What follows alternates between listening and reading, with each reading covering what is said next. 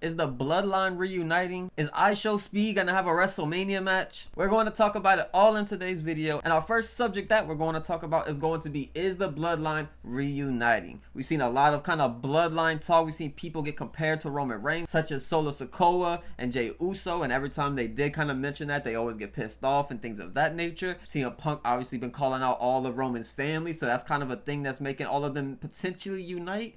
We've seen Jay and Jimmy also come back with Roman Reigns and been a part of them, but then also we've seen Roman Reigns already disrespect Jay and Jimmy in the ring already, telling them to get out of his ring during that CM Punk promo this week. So it's a very interesting time with the bloodline. They could be reuniting, but maybe WWE just wants to bring back one of the greatest storylines of all time and just kind of put a better ending to it potentially. But yeah, it's a cool time with the bloodline, and I'm very interested in this story with Jey Uso and Roman Reigns and CM Punk. The only weird thing about it is it's almost like Jey Uso is actually starting to become a factor in this main event match. Personally, I hope we don't see the bloodline reunite. I hope more so this is leading towards another turn from Jay and Jimmy towards Roman to kind of finally get some more realization of like, yeah, you know what, Roman has been a complete asshole to us over the past few years. Yeah, he was a dick, so I don't want to be cool with him anymore. Yeah, he is somewhat family, but I don't care. He's not my brother. I got my actual brother here right next to me. So I would like to see more of that instead of the full reuniting. I think it's something that we kind of seen too much of. I'm kind of done with the entire bloodline thing. I don't like what's going on with the MFTs on Smackdown. I'm glad that Jacob has finally been able to separate himself completely from that and has gone on to some better things now with Drew McIntyre. So yeah, it's a lot like that stuff a lot more than kind of see them all come back together and take up a lot more time, because when I was around, that was pretty much the only thing you were getting throughout the entire night. Yeah, I think you're right on the money with that. I think the better option is to go with Jay and Jimmy, realizing that kicking Roman's ass, maybe even kicking Punk's ass for everything that he said as well, and ending it with kicking both of their asses rather than kind of having to pick a side. They just turn heel, keep both of them baby faces, both Punk and Roman, but keep a heel bloodline kind of thing going with Jay and Jimmy specifically. And up next, we seen Danhausen on Monday Night Raw, where he curses IShowSpeed, and that's obviously one of the biggest stars right now is IShowSpeed. We seen him have great moments at last year's Royal Rumble with Braun Breaker, where he got speared and then tossed by Otis onto the announce table. Really cool moment from him, and we've seen him a little bit sporadically on TV here and there on WWE television. But this, it seems like it could be a potential for him to actually have a WrestleMania match now. We've seen him do some training for his YouTube series, I believe, where he was training in different sports to kind of see how hard it was to go professional and stuff like that. And he did train in the Performance Center with Randy Orton, so I'm sure he does have some type of itch to kind of get into the wrestling business. But who knows whether he'll actually show up. I think Danhausen is a good match for Speed. I think they have two very charismatic personalities, so there'd definitely be a fun clash between them two. But yeah, I hope that Speed doesn't get kind of like too much into it, kind of how we see with Jelly Roll, which we'll get into a little bit later. But yeah, I hope that we still get some type of Speed moment, because it has been pretty funny when he does show up. Yeah, I've been seeing a little bit of clips from him online where he's kind of been doing little things with the curse, where he says, oh, my day's been going bad and things of that nature. So he is playing into it a little bit. So I'm very curious to see if that will be a match, Danhausen versus IShowSpeed. That'd be a hilarious thing to kind of happen at WrestleMania, and I'm fully down for it.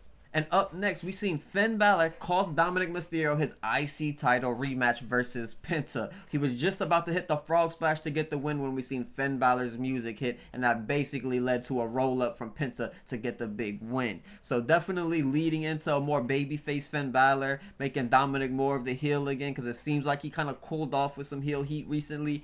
So this looks like it's going to get interesting going into WrestleMania, and they're picking this feud back up. Yeah, I'm a little upset that this won't be for the IC title at WrestleMania. Because I did want Finn to kind of walk out of all of this on top with some gold. I think it would be a nice kind of kick off this new side of Finn that we haven't seen in quite some time, really. So I would like to see a little bit more, but I'm so glad that we are getting a Finn and Dom match. At least we presume we'll get a match between these two at WrestleMania.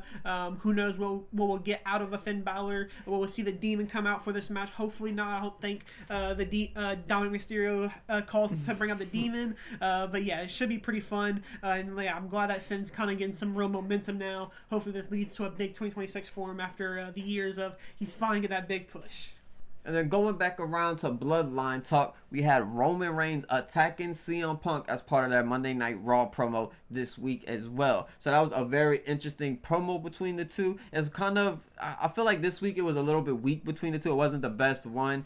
We've seen better promos between the two. However, the attack from Roman Reigns is really what people are going to talk about. We've seen him spear him. We've seen the Superman punch. He does the shield bomb through the table. It was a very interesting thing because right before Roman Reigns did spear him, the thing that kind of ticked him off and what made him do it was Jey Uso was the one that kind of led him, and Jey Uso told Roman Reigns to take care of business and take CM Punk out, and that's exactly what he did. So kind of leaning more into what CM Punk said, with Jey Uso being potentially the tribal chief heading into the future. So yeah, a very cool beatdown though from Roman Reigns onto CM Punk. CM Punk having that little bit of laugh after he got powerbombed through the table, just kind of no-selling a little bit, telling him this is what he wanted, things of that nature. So yeah, this feud's heating up just a little bit, but I do hope that they find different ways to heat it up because it's not really working for me at the moment. I did sort of enjoy this beatdown angle from Roman onto Punk.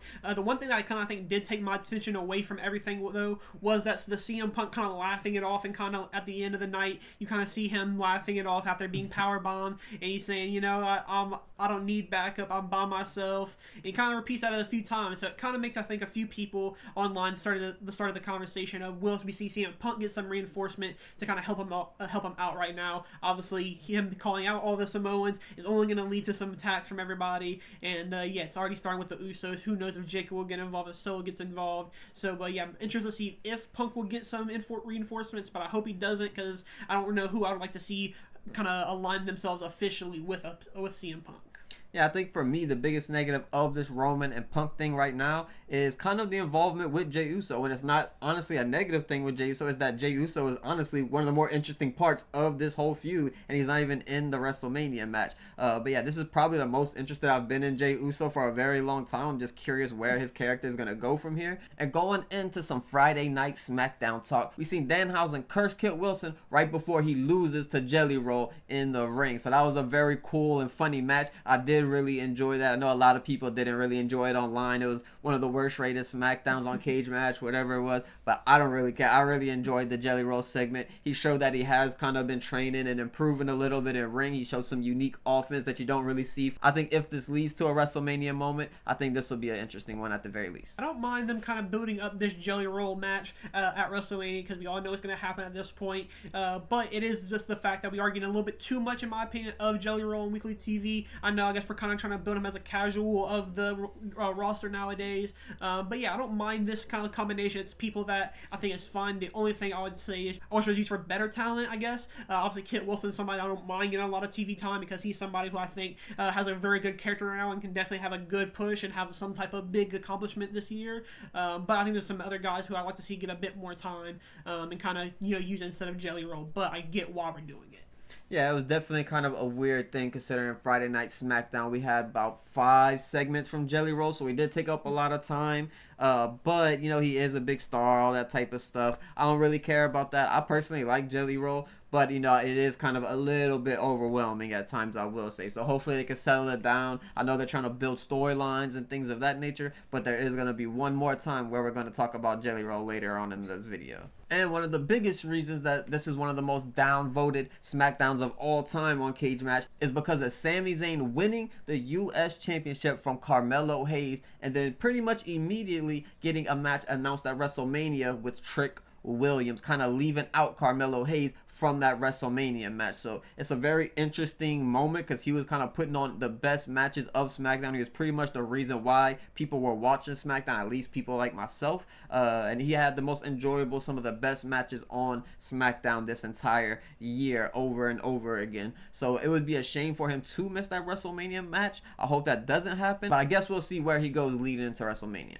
This entire segment has me very torn. Obviously, I'm a big Sami Zayn fan, so I love that he's back to being U.S. champion, but I'm also a big Carmelo Hayes fan, and I love the work he's been doing. I love that we had a big potential match for him at WrestleMania, and I'll get into what I think will happen. But yeah, I do kind of hate this, all of this, because I know it's going to divide a lot of people online, so it's obviously going to cause a lot of talk. So yeah, that's a bit unfortunate for Sami, but him being the champion, having the match versus Trick Williams, I don't think that's the end of it, because I do still think that we'll see Carmelo Hayes get himself himself into WrestleMania still. I think he'll be in this match some way, whether that is with the addition of Ilya Dragunov to make it a fatal 4-way, or it is just a triple threat between Sammy, Trick, and Carmelo. I don't think there's any way that we have Carmelo completely off of WrestleMania again, because I don't think he'll go back into the onto the General Memorial again. So yeah, I hope there is still some hope for Carmelo Hayes. Maybe I'm just coping, but yeah, hopefully we'll see him at Mania. Yeah, I honestly think this is the best option. I think the best option is going into WrestleMania. Sami Zayn versus Trick Williams one-on-one for that United States Championship. Now, I'm not saying to leave Carmelo Hayes off the card, though. I think something that you can make up for it with is potentially put him in there with Penta. I think that would be a very interesting and cool match. Carmelo Hayes versus Penta on WrestleMania. That would be one of those banger matches that would wake the crowd up for sure. But there's probably a few other options they could figure out and kind of move him around the card and put him in the right place on WrestleMania 42. But I do think the best option is for Sami Zayn to go against Trick and for Trick to get that big win at WrestleMania, become U.S. champion. And that's why I don't want Carmelo Hayes in that match, because I wouldn't want him to pick up an unnecessary loss. But we had a quick announcement on Smackdown, and that was going to be Jacob Fatu versus Drew McIntyre in the unsanctioned match at WrestleMania 42. So that's very interesting, a very cool match. This is a very earned stipulation from these two. I'm definitely ready for these two to put on the show come WrestleMania. Yeah, I'm very happy that this match has some type of big stipulation. The build of this match has been going for quite some time now, so it's glad that it has some big stipulation to kind of cap it all off. I forget what type of stipulation Drew had last year at WrestleMania with Damian Priest. I don't know if it was also an unsanctioned match or if it was a no holds barred or something like that. But it is kind of cool that he's kind of continuing his little streak of kind of these stipulation matches. So yeah, I'm glad that we'll get into a big match between these two guys, and I hope they do have some type of cool moment between them. That's not just the typical unsanctioned match stuff that we kind of see every time. And for our final SmackDown segment of this video is going to be involving Randy Orton. And I guess one of the big things that we have to talk about, he was on the phone with whoever it is that's leading him in whatever direction that he's heading down. So that's very interesting. It could be the voices in his head. That's what a lot of people are saying. I don't necessarily think it'll be that. I think it'll be a physical person that's there, that'll be there to kind of lead him. Maybe he starts a new faction. I don't know who that'll be. There's a lot of options that it could be though. Yeah, I'm under the assumption that this is him just talking to himself through the phone, and they're just trying to have some type of visual representation of it all. But yeah, if it is somebody, I am interested in who it could be. There's not too many people who can kind of do it, kind of besides people like The Rock, who I don't think will come back for Randy Orton. And obviously, it could be because of Cody Rhodes, but I don't think it will be because I don't think it will be The Rock, just because I think he'd be in something bigger and he'd be promoted for this show instead. But yeah, the Randy Orton stuff has been a little bit interesting. I love, obviously, that first beatdown he had on Cody. I think that was amazing. But I think there is still a lot of room to kind of continue this this match to kind of really build it up as this other main event of WrestleMania. Another option I seen on the phone was Aleister Black. Obviously, he had a feud with Randy Orton previous to all this happening, and he is taking credit for it happening. He talked in a segment with Cody Rhodes, or no, I believe it was Sami Zayn actually. He had a segment with Sami Zayn backstage where he did take credit for it. So I guess it'll be interesting to see if it is him. That'd be very random if it was Aleister Black and Zelina Vega who was behind all of this. It'd be a kind of a big spot for him to be in, but I don't necessarily think that'll be the direction that they go in. But sticking with Cody Rhodes and Randy Orton, we seen Randy Orton have a match with Matt Cardona, where obviously Matt Cardona was pissed after having his arm broken last week. He goes out there in a cast and has a match, but Randy Orton just completely manipulates that arm and beats him down for the entire match. Ends it relatively quickly, but Cody Rhodes pulls up in his bus and has a very long walk to the ring, like a 4 or 5 minute walk from his bus to the ring, all shown on camera for some reason. He finally gets to the ring. They have a pretty lame kind of fight beat down between the two. It wasn't really that good at all. Then Jelly Roll comes in. He's kind of getting into both of their faces. Randy Orton RKO's Jelly Roll, and that pretty much ends the show. But yeah, pretty lame beatdown. I didn't really like this part at all on SmackDown. I feel like this was one of the longest, most like just boring beatdowns that we've ever seen. I hate the securities kind of running in just to be fake securities and not really do anything. I know if the securities are good and actually trying to break them up, and then it makes the wrestler look great because it makes them look powerful and stuff. But when the security is just stupid and they're just running around like a chicken with his head cut off, then you don't really know what to think. But yeah, I don't really care for this segment. The RKO on Jelly Roll was pretty good, I guess, and it kind of it made the moment a little bit interesting because Cody Rhodes and Randy Orton both have a relationship with him. So it was kind of like a heel moment for Randy, but it was also like a shocking moment for Cody to see Randy do that to someone that wasn't him. Yeah, this segment really didn't move me too much in terms of kind of progressing the storyline too much. Obviously, I know we have another moment between Cody and Randy, but I don't know what the addition of Jelly Roll really has to do with it. Obviously, I know we kind of say it kind of is like a guy who is a very babyface guy right now in Jelly Roll, so I get why Randy's attacking him, but I don't think it was called for. You could have just had Matt Cardona take another RKO. I don't think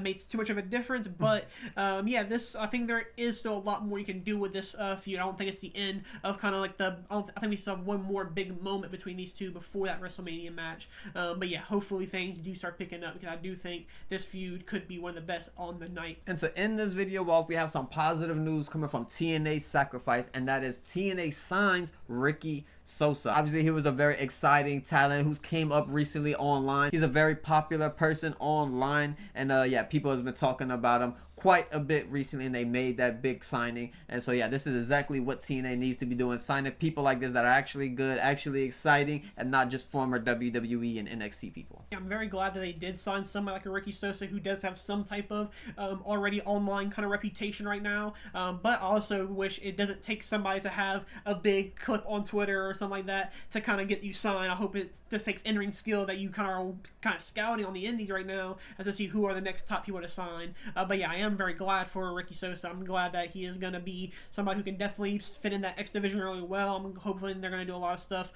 with him, probably with Leon Slater, I can imagine. But yeah, it should be a really fun moment to kind of see him make that official first match debut under the TNA banner. But that's gonna wrap up this video. Hopefully you all enjoyed. Let us know what you think about all of these segments below. Specifically, I would like to see what you guys think of that Finn Balor costing Dominic his IC title, because I think that could be a very interesting match. So what do you guys think the stipulation could be on that match headed into WrestleMania 42? We appreciate you guys for watching. Leave a like and subscribe, and we'll catch you guys in the next one.